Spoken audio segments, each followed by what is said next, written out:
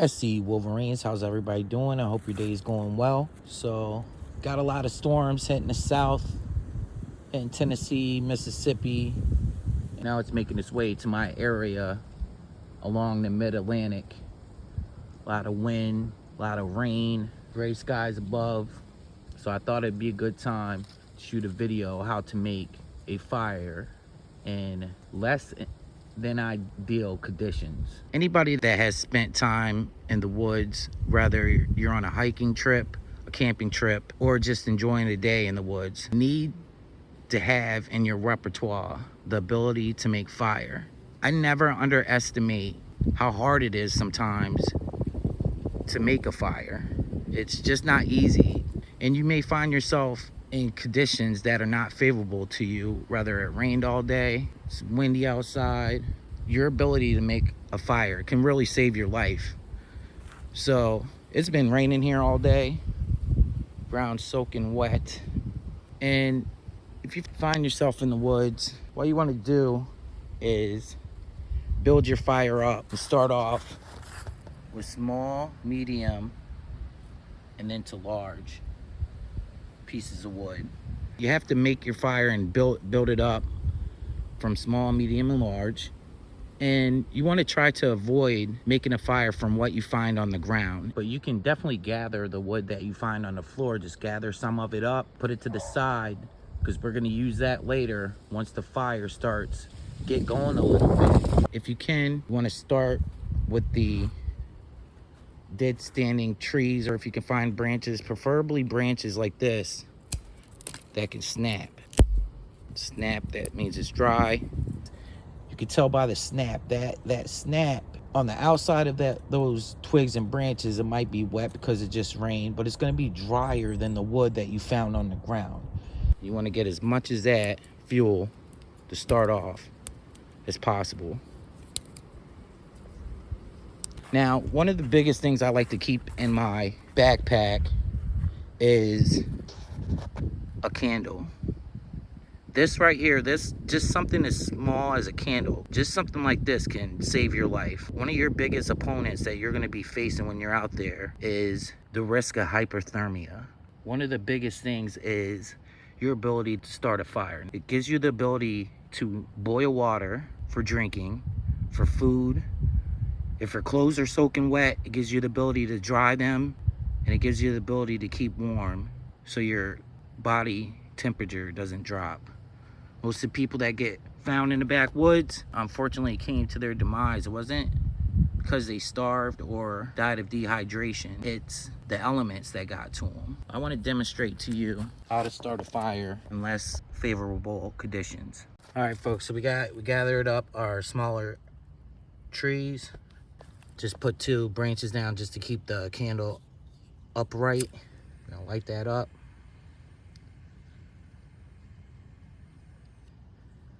Let it start going to doing its thing. Now, it's been raining here all day, but just to simulate even more wetness, brought a little bucket of water. Just imagine if it's been raining all day, these tree branches, or these twigs have been soaked.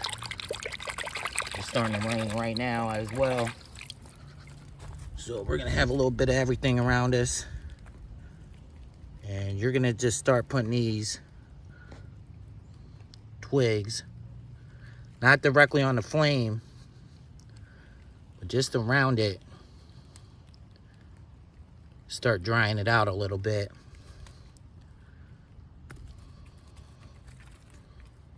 Kind of build it up like a log cabin around it.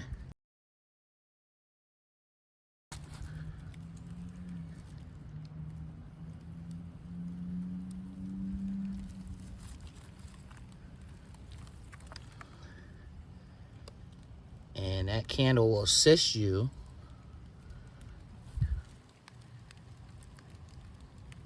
in rain. You don't want to pile a whole bunch of logs right on it. You want to kind of let it breathe and give it oxygen. A flame needs oxygen to sustain. And the rain's even coming down even more.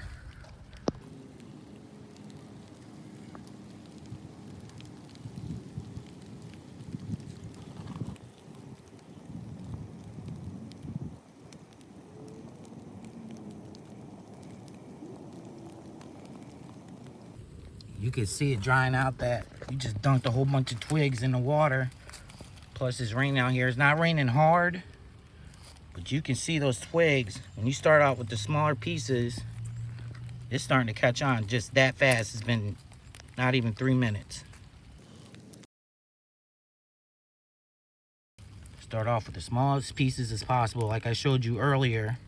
The ones that snap, that way you know it's dry. And you can get that from trees that you see off the ground. If you see a tree off the ground or going straight up from the ground in the summertime that doesn't have leaves on it, you know the tree's most likely dead.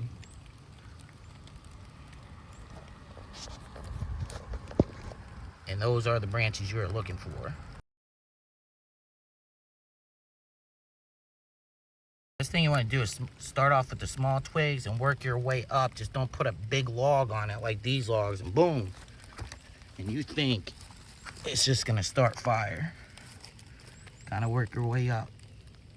Let that candle work for you instead of you working and getting frustrated. There you go. There you go, it's catching now.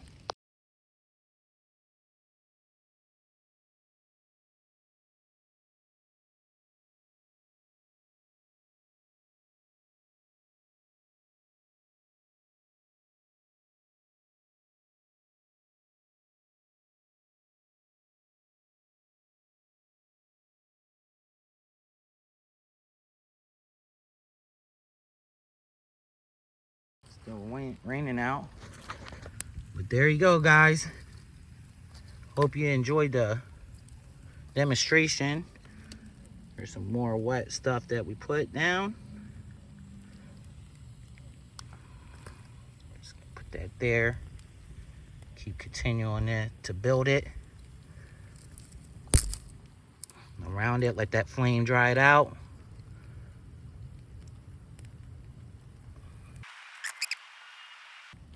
And that candle, just one something simple as a candle, doesn't hardly weigh a thing.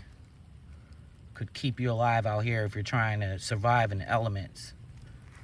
Now, once you got it going, you can keep stacking it up, and you can go from the smaller twigs to the next size branches that we got into the larger ones. You just keep on stacking it up.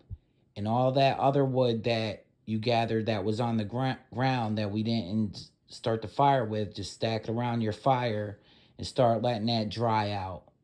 And then once your fire's going in a full blaze, you can start adding that wood that you gathered on the ground.